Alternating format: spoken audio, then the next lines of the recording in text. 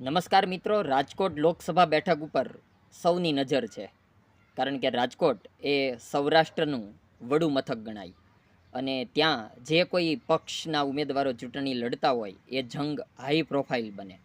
અત્યારે પરિસ્થિતિ એવી છે કે કેન્દ્રીય મંત્રી અને ભાજપના વરિષ્ઠ નેતા પુરુષોત્તમ રૂપાલા આ બેઠક ઉપરથી લોકસભાની ચૂંટણી લડી રહ્યા છે. તો સામા પક્ષે ક્ષત્રિય સમાજને તેનો વિરોધ છે. એ આખું આંદોલન સમગ્ર ગુજરાતમાં ચાલી રહ્યું છે, એટલે સ્વાભાવિક રાજકોટ ઉપર સૌની નજર છે.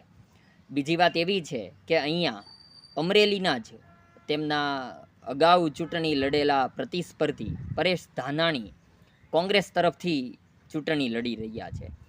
એટલે પરેશભાઈ અને પુરુષોત્તમભાઈ બંનેની હોમ પીચે અમરેલી છે, પણ બંનેને તેના પક્ષોએ ટિકિટ રાજકોટ લોકસભાની આપી છે. એટલે હોમ ગ્રાઉન્ડ અમરેલી, પણ હવે બંને રાજકોટને પીચ બનાવીને મેદાનમાં છે. જ્ઞાતિવાદી જો સમીકરણ જોઈએ તો અત્યારે અહીંયા પરેશ ધાનાણીનું પ્રભુત્વ વધારે ગણી શકાય.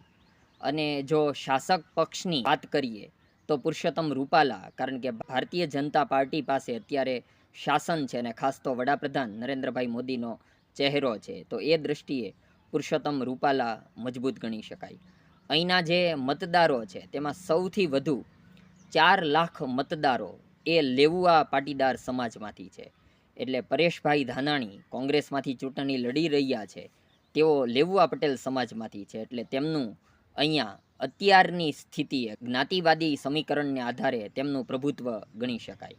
બીજી તરફ તેમના પ્રતિસ્પર્ધી કેન્દ્રીય મંત્રી પુરુષોત્તમભાઈ રૂપાલા જે ચૂંટણી લડી રહ્યા છે, તો એ કડવા પટેલ સમાજમાંથી આવે છે.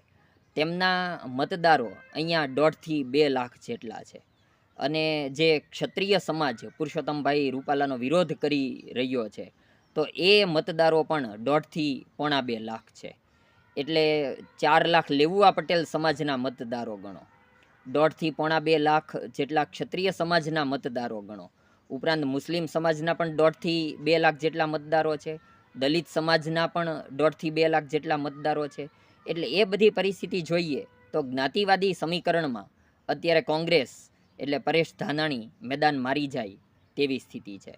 પણ આપણે જેમ વાત કરી કે શાસન બીજેપી પાસે છે, ભારતીય જનતા પાર્ટીનો જુવાળ છે, અને ખાસ કરીને વડાપ્રધાનનો ચહેરો લોકો માટે પ્રિય ચહેરો છે. એટલા માટે જ ગુજરાતની 26 લોકસભા બેઠકો અગાઉની છેલ્લી 2014 અને 2019 એ બંને ચૂંટણીઓમાં ભારતીય જનતા પાર્ટીએ જીતી છે.